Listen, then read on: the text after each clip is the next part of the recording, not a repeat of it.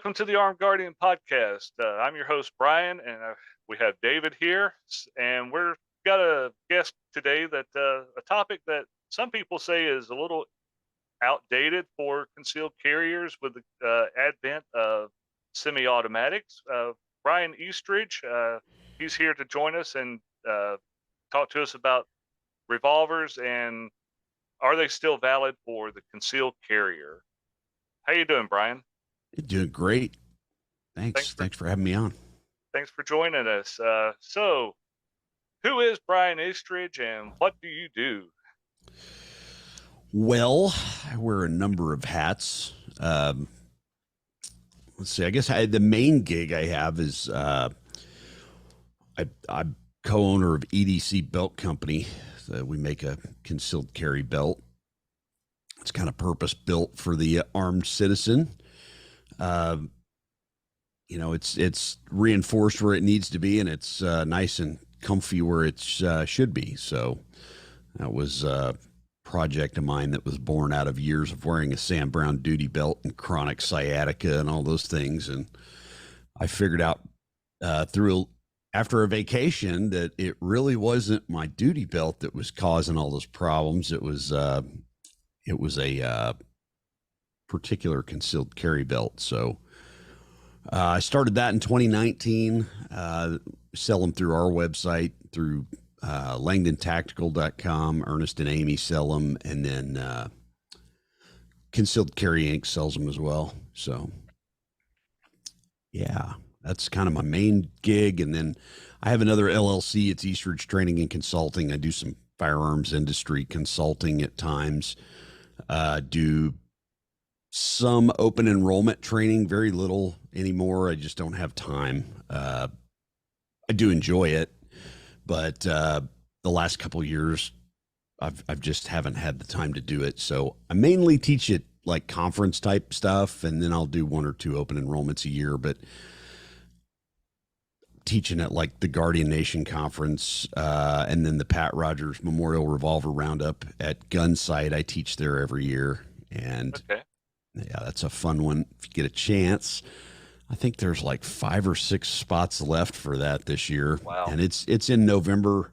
It's the weekend before Thanksgiving, and it's a great hang. And it's just learn a lot of revolver history and talk to some armed professionals that have carried them and how they train with them, that whole 9 yards.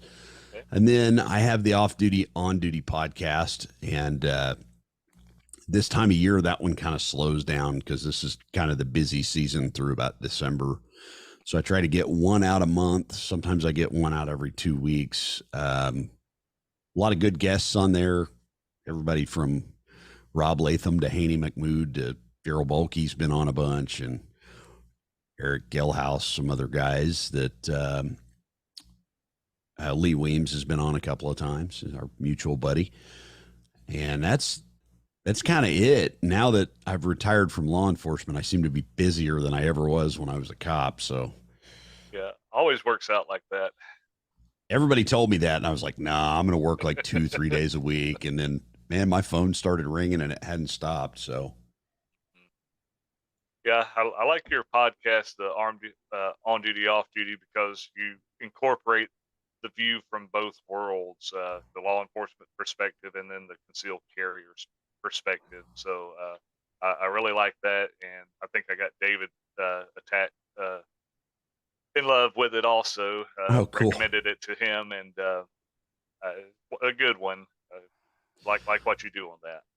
Well, it was when that was hashed, the producers and I talked about it, and they said, we want you to do the cop and concealed carrier perspective. And I said, I can sum that up in like 2 sentences. Like, citizens aren't under any obligation to put handcuffs on anybody. Right. Ta-da, done, and it's like, no, come on. But anyway, that was, and that's been going, that was 2 years in July. So I remember it was 2 or 3. So yeah, 2 years ago, July. Cool. So all right. Well, we'll go ahead and jump into some of our topic questions that we have here. One thing I get people coming a lot of the classes that I teach, a lot of people bring, of course, the favorite is the semi-automatic pistol, and I Mhm. get why it's the favorite. The multiple, more rounds in the revolver and things like that. But um, I think revolvers still have a valid primary uh, concern for the concealed carrier as a primary weapon to carry. And there are some issues that with the revolver that gender and age and stuff like that I know play a part in, but are revolvers still valid for CCW in the world of semi-automatics, in your view? Under some circumstances, I think they kind of pay an advantage. Right. Um, but I think they're a little more. I won't say I don't want to say niche, but they they kind of fit two things. For carrying them every day, they're kind of niche.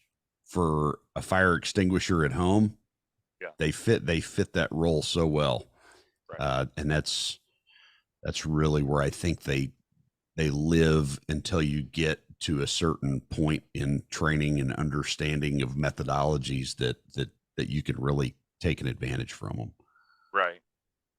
Yeah, I know one of the things that I see, and with the industry, uh, I'll see a lot of the elderly that will come to classes, and the gun shops or pawn shops, hey, you're just looking for something to throw in a purse or a nightstand, and a revolver is simple. You just aim and press the trigger, or pull the trigger, as they usually say. But it, I've had people come that have a problem with that 12-pound trigger press on the double action, and you don't really want them to carry or present it in a single action mode unless they really know what they're doing because of the potential for negligent discharge. So um, that's one of my concerns with the.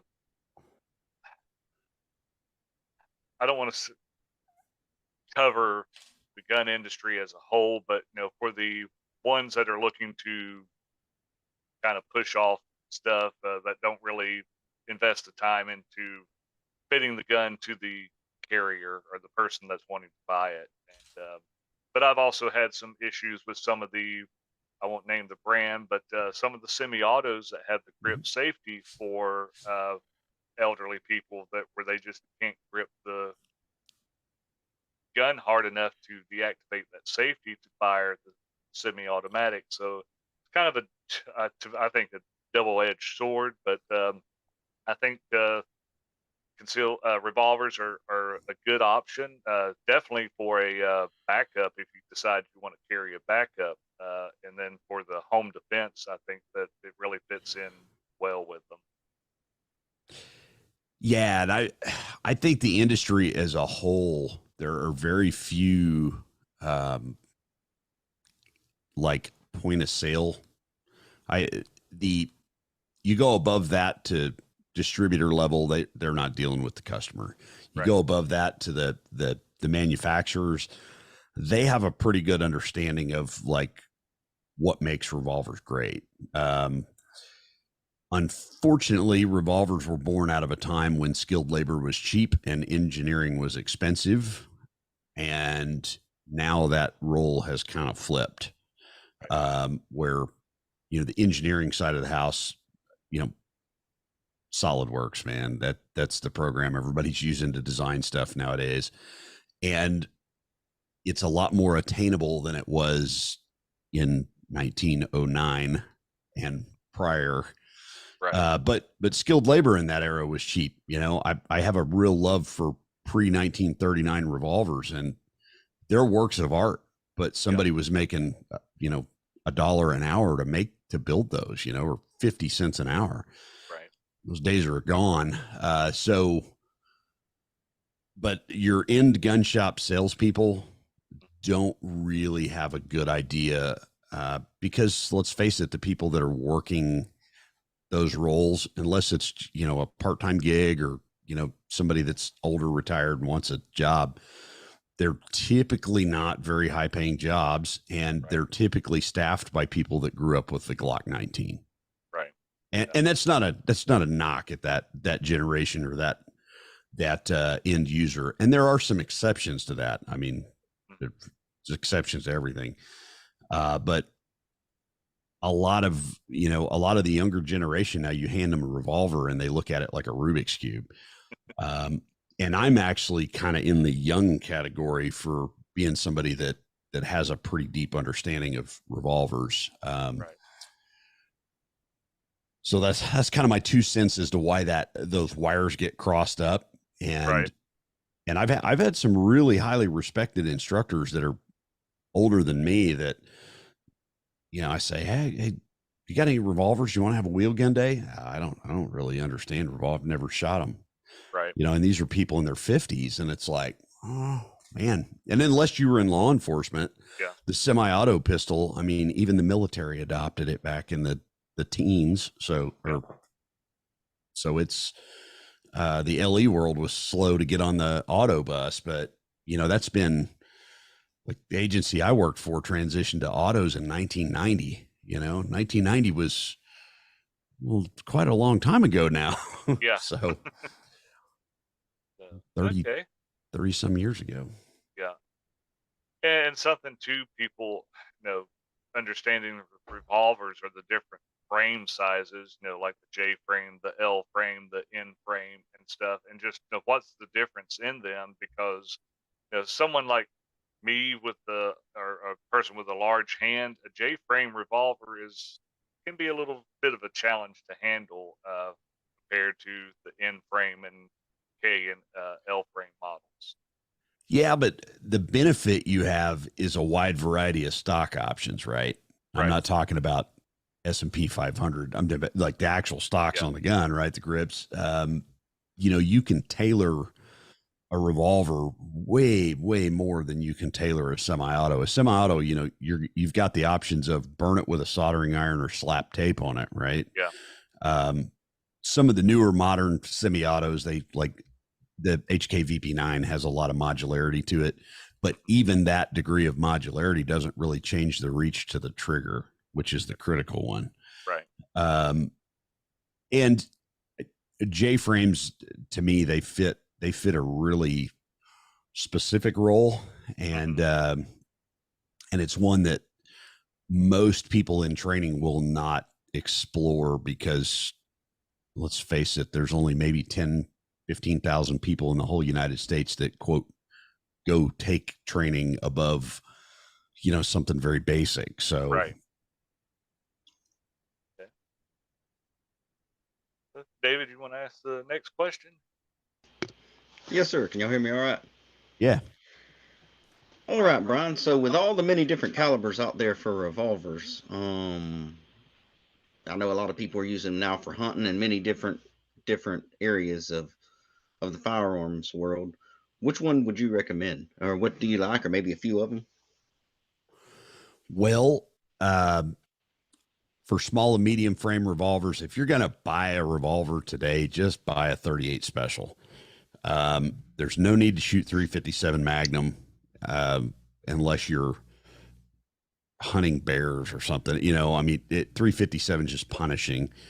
38 special, you can practice with a lighter downloaded cartridge. You can carry a plus P, but if you're going to get a barrel length below like 3 inches, just get standard velocity 38 special. There's really no benefit going anything hotter than that if you're going below 3-inch barrels. But 38 to me is probably the most versatile that's out there, and that's mainly because you have a wide variety. You can go a very light bullet very fast with very low recoil, or you can go a medium bullet with medium recoil, or you can go a really heavy bullet and hurt yourself. I mean, it's just, and all points in between. Ammunition wise, 38 special is probably the most affordable, and it's the easiest to find versus 44 mag, 44 special, 32 H&R, stuff like that.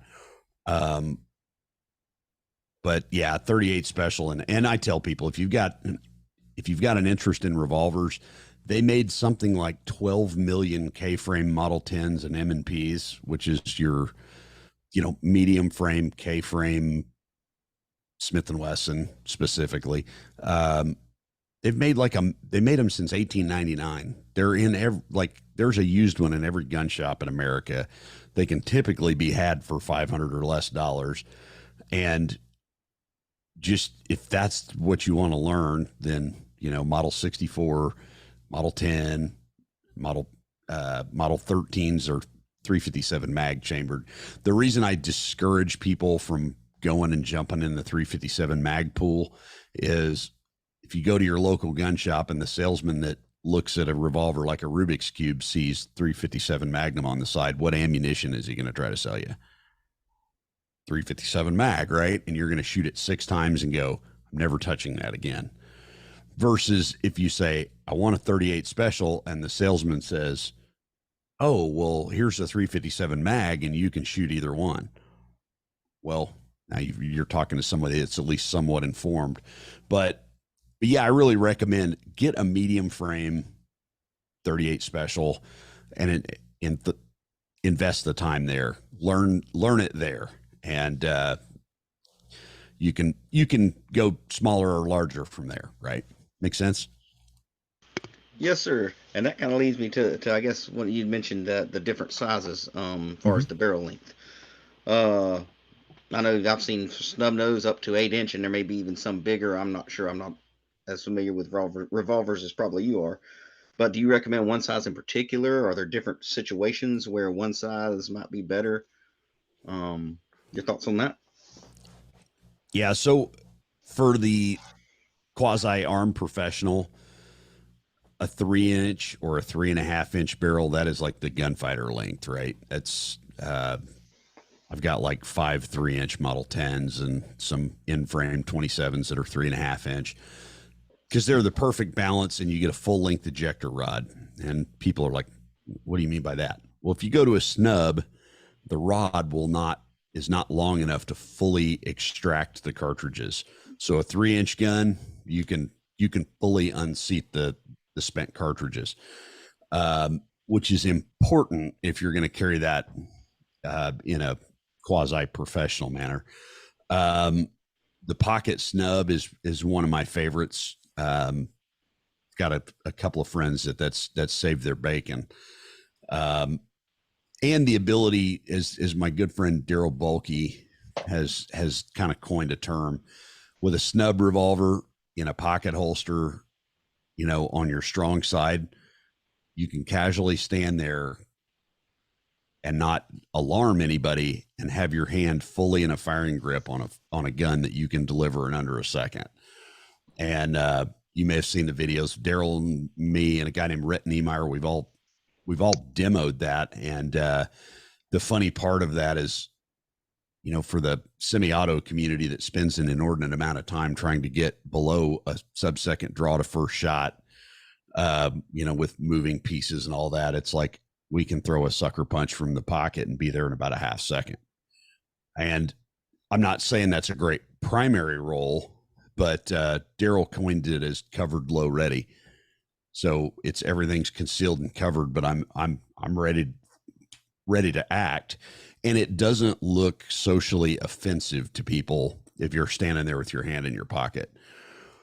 So I think that's a really valid method. And for that, you need that 2-inch or less barrel, and generally a pretty light revolver, which are not the most pleasant to shoot. But fortunately, in that format, what seems to be the best functioning ammo is either your lead semi-wad cutter at standard velocity or your 148 grain target wad cutter. And there's some really good companies out there that are making very consistent ammo that's loaded just a touch above what match ammo would be loaded for. Like Curtis Shipley at GA Arms makes a wad cutter that'll run 750 feet per second out of an 1 7/8 inch Smith & Wesson J-frame.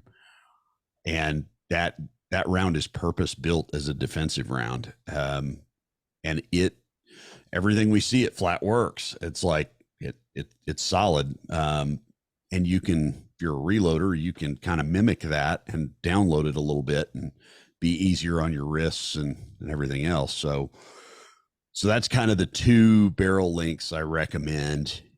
But like I said, if you're just starting out on a revolver, a 4-inch old, I call them the old cop service guns, a 4-inch Model 10, 64, 65, Ruger GP, something like that.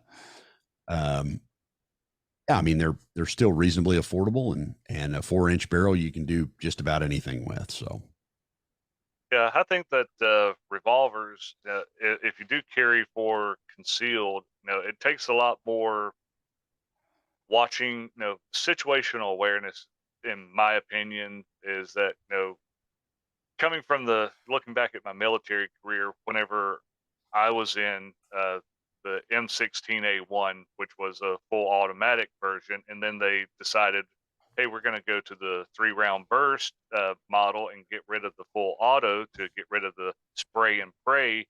I see that kind of in the atmosphere, the semi-auto and the revolver debate or topic, that revolvers, you have to be more intent specific on your target. It takes a little bit more practice with it, but it eliminates that I've got 15 rounds, I'm just going to pull the trigger and, and spray and pray, as we used to call it in the military.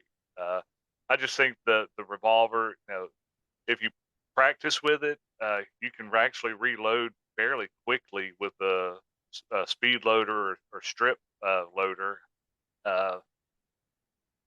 Yeah, your semi-autos are going to load a little bit more. You're going to have more rounds, but it's going to make you more intent on focusing on your sight picture and target than just yanking on that trigger in a stress situation and unloading 15 rounds that will hit who knows where. What you have any thoughts on that? yeah, if you look at the armed citizen defense side, what do we constantly hear? The typical defensive shooting is what?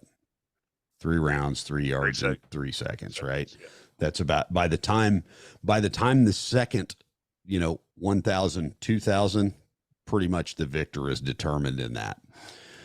So capacity in that particular instance, to me, you can give a little bit of that for the ability to rapidly deploy it and the ability to consistently rapidly deploy it.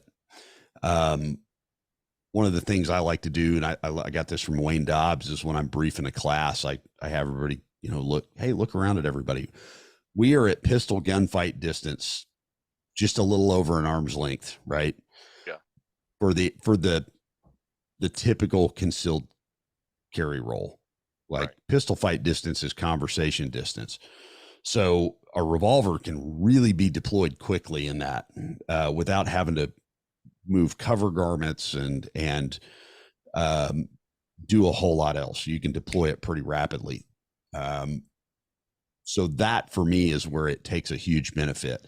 And I have the absolute fastest revolver reload that you can time, and it's called haul another revolver out and don't worry about reloading the first one. Right. And that's another place that revolvers kind of hold a special meaning to me, is there is no magazine. So, well, there is technically, but as far as capacity, get another revolver, and the ability to carry 2, say 1 in each front pocket, or 1 in a jacket pocket and 1 in a pants pocket. You have some, you have some flexibility there to, and an added layer of safety with that longer, heavier trigger pull. It's pretty deliberate to make one of those go off. So having 2 of them on your person is a little, even, I won't say less to manage, but it's easier to manage than most people would think. Yeah. And I have a question to go along with what you just said, Brian. Yeah. You talked about carrying 2 revolvers. So would you think that that would be a better way to go than maybe carrying a revolver and speed loaders? I guess if so, then, kind of your thoughts on that? So if I'm going to, let's say I'm going to a place that's maybe capacity unfriendly, a state that even with Leosa, there might be some question as to, well, can I have a 10-round magazine or an 8-round magazine or this or that, or I'm going somewhere that my apparel will not allow me to put on a semi-auto pistol and conceal it very well. And I know you're going to get hate mail. Well, buy this holster and you can do whatever. My response to that is, okay, gunfighter, you do you. But if I've got to wear like a sport jacket, something like that, yeah, I can strong side conceal that fairly well. But what happens when my split sport jacket, my Colt Commander pops out of the back of it? Does that offend people that are around you and maybe get you asked to leave wherever you're, right? So if I can drop a revolver in a pocket and then drop another revolver in a jacket pocket, right? It's pretty invisible, especially with a compact revolver. And then if the need arises for a reload, I have another delivery system for it. And if I've got a speed strip or two, I mean, I'm sorry, if you're hauling 2 revolvers out, you have probably selected where your life is taking you poorly, right? Yeah. If you're going to revolver number 2, you might want to think about what restaurant you're going to eat at or something like, right. Is it really worth it? But typically when I carry one, I'll carry, like I've got an older model 13 and an appendix rig from JM, and then I'll carry a J-frame in my pocket or some type of snub in my pocket, or Ruger LCR. And then I've generally got a speed strip, an 8-round speed strip that's spaced 2.46. So I can reload either gun if I needed to. Now, granted, that's a pretty niche thing. That's a pretty low or I won't say low priority, but low in the law of averages. Right. But and generally, if I can appendix carry a revolver, I could probably appendix carry an auto. But I still like to have a revolver in the pocket because, man, lifting your shirt up and hauling a semi-auto out kind of gets people's attention versus, man, I may not need to use this, but at least I got my hand on it and I'm ready to.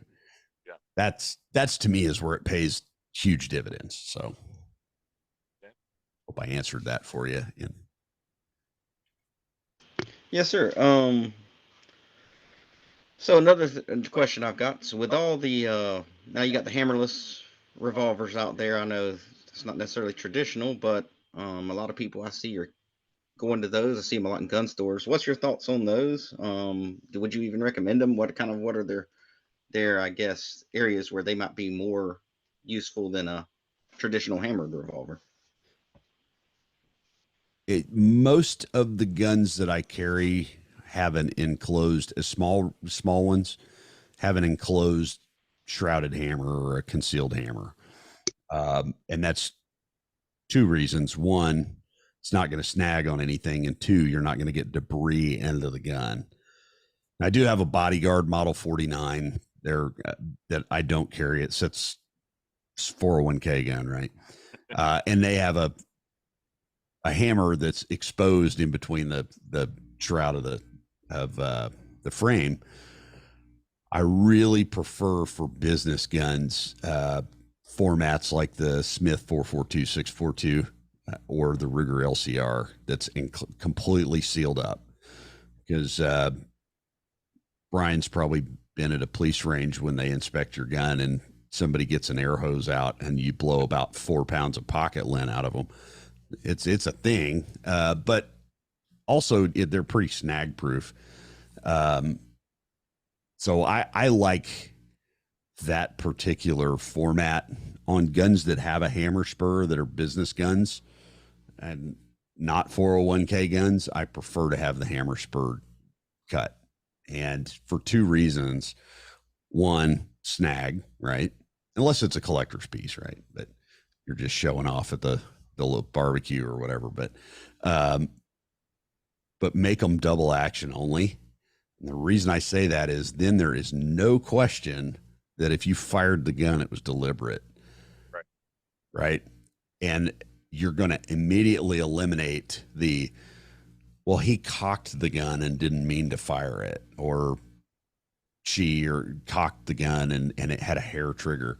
Well, if you disable the single action ability, that there was 14 pounds of reasoning behind why I fired, or 12 pounds or whatever it is of reason and time to think this over as I'm pressing it. So Right. I'm a proponent of on revolvers, double action only. There's really no reason to shoot them single action. Right.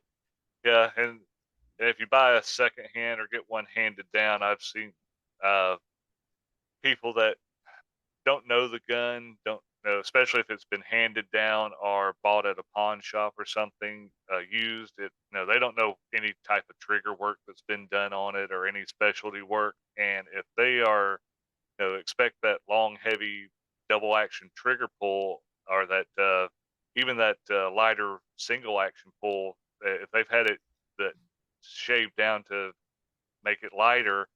I was at the gun range the other day with a buddy of mine, and he had a rifle that he had built himself, and he said, "Hey, it's safe and everything, but just press the trigger on this thing." I went over there. He worked the bolt. I put my finger. I just barely touched the trigger, and bam. And I said, "Wow, that's a real sensitive." I couldn't. That's had to be a specialty gun just for him to bullseye Mm-hmm. or shoot or something like that. But I'm not a proponent myself, really, of getting a whole lot of specialty work, because then you open yourself up for a lot of liability with, if you are involved in something, to bring in questions, and we don't want that in a self-defense incident. Yeah, I subscribe to on a pistol, your trigger should weigh a minimum of double what that gun weighs. That's just kind of an easy rule, right? If it's fully loaded and it weighs 2.5 pounds, we want to have a 4.5 to 5.5 pound trigger. And there is some companies in the industry that don't subscribe to that, but to each his own. That's why, and typically, I carry in retirement, the gun I probably carry the most is a Glock 42 380, and it's got a front sight that's been replaced. That's it. And it's got about a 4.5, 5 pound trigger. And I don't have any issue ringing steel at 50 yards with it if I need to. It's just, I'm not a real proponent of business guns, lightning triggers, and putting the super duper competition match, this, that, and the other. It's like, keep it simple. If nothing else, for your own safety, so you've got a little extra layer of forgiveness if you do something semi sort of wrong, right? Right. And that's the thing with revolvers is, would you carry a semi-auto with a 4 pound trigger in your pocket with no holster? Everybody look at you like it's ludicrous, right? Yeah. Could you throw a revolver in an empty pocket if you went to go get your mail and pretty well be assured that as long as there's nothing else in there, you're reasonably safe doing so? Right. Yeah. Yeah. I mean, yeah. To me, the only thing, like you were talking about hammer spurs, the only thing a hammer spur is good for is to like ease the hammer back a little bit and spin the cylinder and make sure I don't have a high primer. That's about it. Okay. Well, that pretty much answered the next question I had. But with that being said, so you would never, no, that's great. With that being said, so you never see a place where you would actually need a single action trigger pull.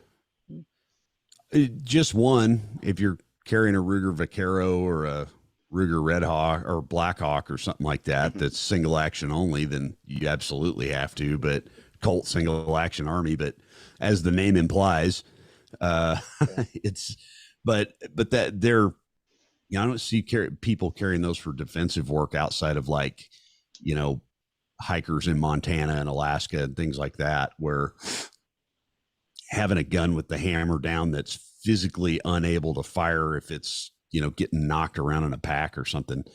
But even there, I mean, look at the Ruger Alaskan series, they named it after the place, and they're heavy bore, large caliber. But as far as single action shooting, on a double action revolver, I don't see a need for it. There might, maybe if you had a double action silhouette gun built up or something, but in the defensive context, it's pretty well completely unnecessary. I kind of think if somebody's far enough away that you need to make a precision shot with a revolver in the armed citizen context, that means they're far enough away you could probably run, right? Yes, sir. That's now, I mean, there's exceptions to everything. Could you end up in some scenario where that might be necessary? Yes, but distance equals time. So there's, there's just not a lot I can see where there's a benefit to it. And I see a lot more negatives on that. Number one being typically a double action revolver, if you cock it and put it in a single action mode, will not shoot to the same place it will double action, or vice versa. Right. So yeah, it's kind of unnecessary. Okay. Yes, sir. I agree with that. What kind of drills do you kind of encourage or think a revolver carrying person should practice with? Just kind of be proficient for both accuracy as well as defensive shooting. What are some drills that you think they should practice on? I like Justin Dial's 5-yard roundup. Now you're going to have to reload in there, but everything's a 2.5 second par time. Okay. And it's 1 from the holster in 2.5. 4 rounds from a low ready in 2.5 seconds. And then with a 5-shot revolver, 6A, you're going to need to reload. And then it's 3-shot strong hand only, 3 shots off gun hand only. And all of those phases are 2.5 seconds. So it's 10 rounds, 2.5. You set up timer to a 2.5 second par time. That's a really good one. If you're new at a revolver, I really like, if it's not a rimfire, what Larry Mudgett calls skip loading, which is put a round in it, spin the cylinder, and then close it. Don't whip it closed. That'll break it. But close it and roll through the trigger, open the cylinder, spin the cylinder, close it, roll through the trigger, and get into the press trigger or roll the trigger and don't move the gun. And then when you fire a shot, okay, now I open the cylinder, I put another cartridge in, spin it to where I've got 4 empties or 5 empties in it and 1 live round, and then work up to where I can roll through that cylinder. And when the shot goes, it should go to its intended location. That'll get you into the discipline of rolling a revolver trigger and not staging it. That's just a practice exercise, and I'm giving that away for my class at Big Tex Ordnance in a couple weeks here. Whoops. No, but that's how I like to practice with them. You remember the military's dime washer drill? Yeah. You can start out with a fired case or with an empty gun and roll the revolver trigger and try to keep something on the front side or on the barrel or something to that effect. That's a really good training method. There's the super snubby test, which I ran this 2 days ago with the new Kimber K6 ultralight, whatever, 6-shot hammerless revolver. And I got to say, I might have to get one of those, but it's, gosh, Greg Ellifritz just posted it. It's 10 yards. It's 5 rounds in 12 seconds. You go to 5 yards, you're shooting freestyle 2-handed on the gun. It's 5 rounds in 5 seconds. And then you go strong hand only at 3 yards and it's 5 rounds in 3 seconds. I do, if I'm not mistaken, 3.5. It's kind of a modification of the hit super test. Okay. With 5 round and 6 round guns, I like to set par times at about 1 shot per second. Once you get proficient, Right. before that, I like 1 round every 2 seconds, something like that. But yeah, like there's a ton of revolver exercises out there. Unfortunately, a lot of them are holdovers from police training where it's a 50 round qualification session. And it's Right. like, break some pieces of that up. And I tend to not practice reloads under time with a revolver because, like I said, my answer is haul another revolver out. Right. Right. That's the most reliable reload there is for a revolver. Speed strips, speed loaders. I prefer speed strips, but mainly because they take up less space, so Right. Yeah. easier to hide. But Yeah. Yeah. Those speed loaders kind of bulge out a little bit if you're carrying it in a pocket and stuff, especially if you're carrying a typical jean pocket instead of a jacket or something like that. yeah, and if I'm wearing a jacket during the wintertime, I'll carry speed loaders in a jacket pocket on the same side as the gun. And then I'll carry maybe 1 or 2 on the other side. Just so you've got the flexibility. And I typically carry HKS or Comp 2 speed loaders. Yeah. So Well, I'm partial to the HKS being coming from the law enforcement side. That's typically what we typically carried where I worked at when I carried a revolver. So yeah, you're gonna say something? me, no. Yeah, okay. I thought you were getting ready to say something whenever I jumped in, but I was listening. One a drill that I kind of adapted, and I was listening to you and Wayne talking the other a couple weeks ago on the podcast with the favorite drills that law enforcement have, and Yeah. I've kind of adopted one that I like that's good for both semi-auto and revolver, and it's the Todd Green's 26662 drill. But I run it twice and run it as a reload. So I'll put in 5. If it's in a semi-auto, I'll put 5 rounds in each magazine and shoot the drill, reload, and then shoot the drill again, just to incorporate working that reload. And then also doing it in a revolver, 5 rounds. That's typically what most of your excuse me, your revolvers are capable of, unless you have a larger framed 6-round cylinder. But got got your 5 rounds that you can fire off and then reload how you're reloading, whether it's strips or speed loaders, and fire it again. And then you got that the target acquisition and the little bit of movement that you're doing from the 2-inch to the 6-inch circle. And that's one that I've practiced quite a bit. And even in my classes, whenever I do advanced, I really push that drill just because it incorporates so many things in one drill. Yeah. Yeah. There's tons of good revolver exercises. And I subscribe to the Range Master newsletter and Greg Ellifrit's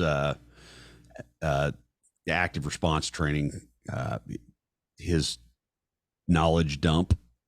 Get on his email list, and he does a weekend knowledge dump every weekend, and there's something on revolvers in there. There's a Facebook post or an exercise or an article or something that he links to, or he wrote up one on the super snubby test here a while back. And that's another, which unfortunately I don't have it in front of me and I don't shoot it very often, unless it's a revolver day. And then I typically pull it up on my phone, and I was looking, I couldn't find the link. I can't, it's the par times. Everything's in groups of 5 and it's a 15-round deal. But that one is a really good barometer of skill on a B8 repair center. Tends to be one of my favorites because it's pretty easily scoreable, and it's challenging, but at the same time, it'll tell you kind of where you're at with shooting a revolver, pretty quick. Okay. So, and that super snubby doesn't involve any reloads, but it's a good balance of speed and accuracy. And accuracy is king, regardless of what anybody tells you. It's, Right. you know, speed's all good, but accuracy is what finishes fights and what stops bad people from doing bad things. So, Yeah.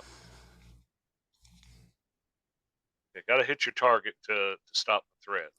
and not only that, you got to hit it in the right spot. Right. Yeah. Handguns, a 38 special that's .357 is about the size of a what is it, 355, 356, 357. It's like a drill bit, man. It's just going to punch a hole. All the hollow point technology in the world doesn't do you a thing if you shoot somebody in the ankle. Right. So, you know, the B8 Repair Center, if you haven't heard on the podcast before, there's one just over my right shoulder right there. That's about the size of the target. Daryl Bulkey says a grapefruit or a large orange in the high center chest is about where you need to be all the time. Right. Even IPSC A zones are a little too forgiving on the elevation side. It kind of extends down there into, Wayne calls it the goodles, right? And I've interviewed a lot of gut shot felons, a lot of them, and it's, you know, a lot of times it wasn't even a fight stopper. So Right.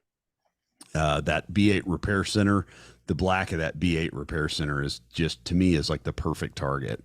I've been on that for 5 or 6 years. It really holds you accountable. So I do 99% of my practice on one of those right there. So Okay. Well, if somebody wanted to reach out to Brian or things that you're involved in, how would they? Where would they look, and how would they contact you or the things that you're involved? well, I'm on the Facebooks. My page is private, but EDC Belt Company, we have a Facebook page, and I monitor all the correspondence there. If you ping an email there, it pings to me. So that's one way. I do most of my class. If I'm going to do a class advertisement, it goes out there as well. The Off Duty, On Duty podcast, again, if you ping that one for a question or something, that goes to me. I forgot to mention in the pre-show, or I actually have a Patreon page. That was the hat I couldn't remember. For $3 a month, I do everything from training tips to how to take apart and maintain your revolvers. Some custom work. I do some 1911 stuff because that's kind of on the rise again. And there's a lot of people that forgot it's 112-year-old technology. You need to learn how to maintain it. Yeah.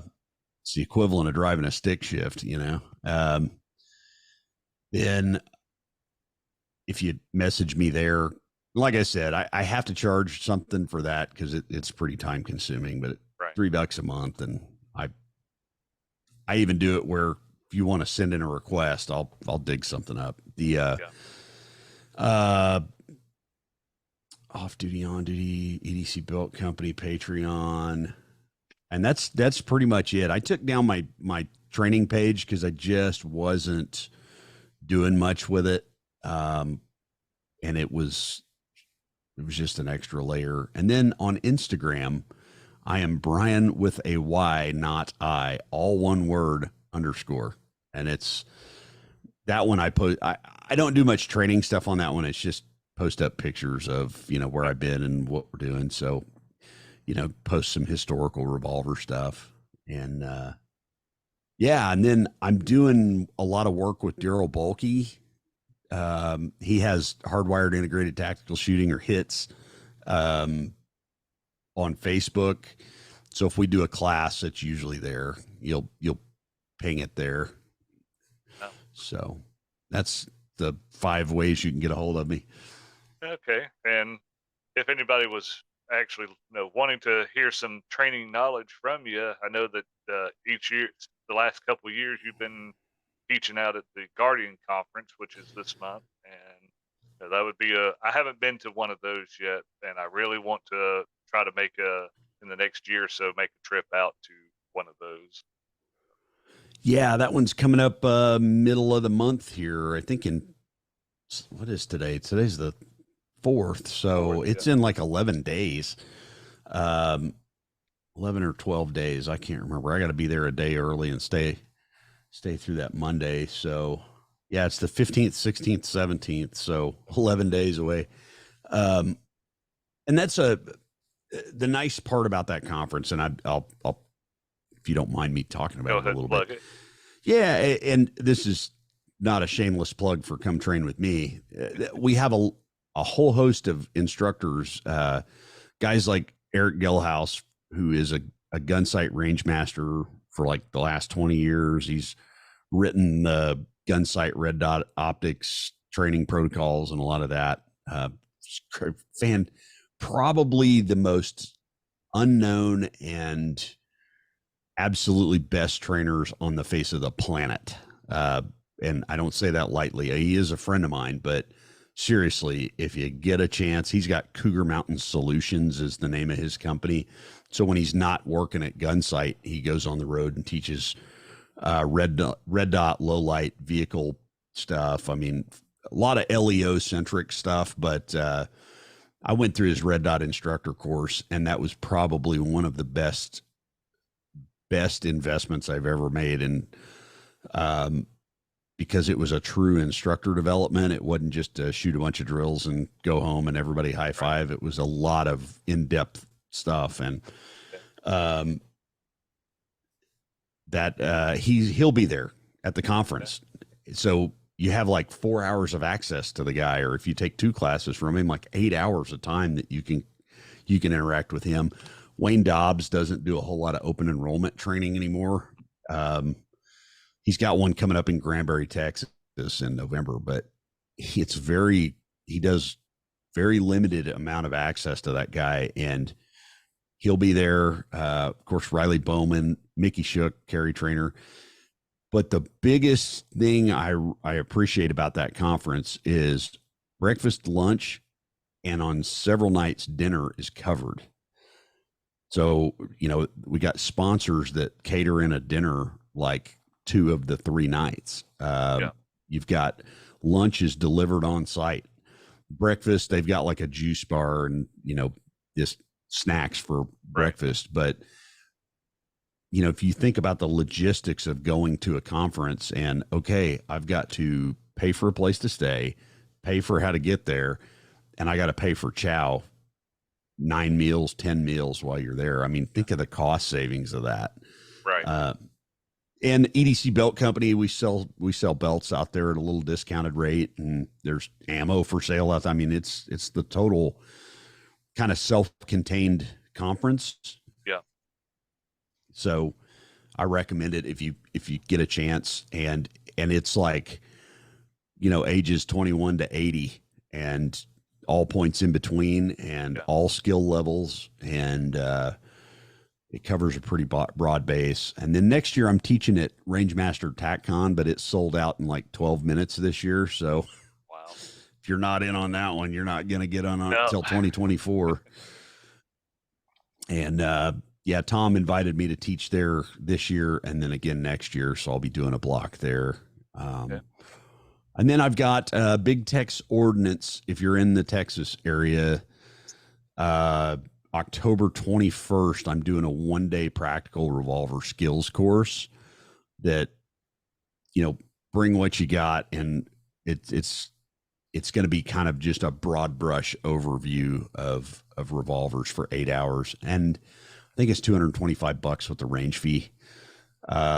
Guy named Alex Sansone, the Suited Shootist, is hosting that, and he's doing all the ads and money and all that for me. So, and I've taught that class like twice for private gigs. I've never done it open enrollment, and I've always vetted all the students before I did it.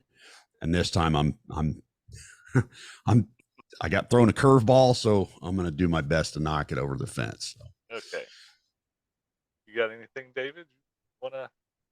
Asker. I think I'm good.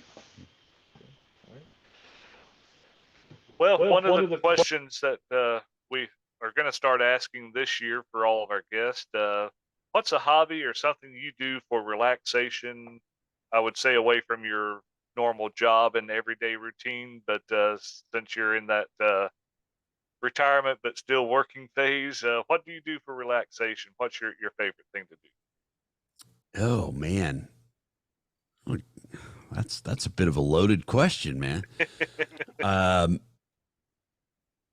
I really have grown fond of like traveling. I mean, that sounds kind of cliche, but for the last 25 years, traveling was kind of a mess for me, and I never really liked it. Uh, I don't guess that's a hobby because most of the traveling I'm doing is gun centric stuff. So I try to build in some time there to do something else. Right. My dear friend Daryl Bulkey and I went to Lake Havasu back in January, and I was like, wow, I can walk around and not carry a gun and feel just fine. This is cool. Yeah. Other than that, like I play guitar. That's kind of one of my deals, and then my gal and I, our favorite pastime is pick some eclectic restaurant or fine dining establishment, and like Right. once a month we try to go and like, okay, this is not something we would normally do on a Tuesday, but we're going to go to this real high end steakhouse and see what that's about. So Okay. yeah, that's fun times. And I know it doesn't sound like a hobby, but it's just kind of a guilty pleasure of mine that we do. But Yeah. Well, things to all of us are different. We're in unique individuals, so we all have our own favorite thing that we like or that kind of gives us that reprieve from reality, I guess. And yeah, mine's listening to music, or even though I do the training, range therapy is always great. yeah, the range for me is a workout in business now. So it's not as much of a hobby. So I kind of look at going to the range as like going to the gym. And then I do some gunsmithing work, and I know like all those, only two of those are not gun centric, but I really enjoy like shutting the door on the shop. My dad and I have a little gunsmith shop. Shutting the door on the shop, turn the AC on, turn music up, and do something meaningful. Customize a 1911 or work on a revolver or fix something that's been broken for 100 years. I mean, that's pretty rewarding. I've got a couple of projects that I like to work on, or Okay. like I was telling you, I did Haney McMood handed me a 1931 Colt and says, can you put a cart barrel in this and do this and put this beaver tail and this hammer and these sights? And I was like, yeah, here we go. Do that. And that's pretty rewarding, especially, we test fired it in Georgia, and I was like, hey, it shoots really good and it works really well.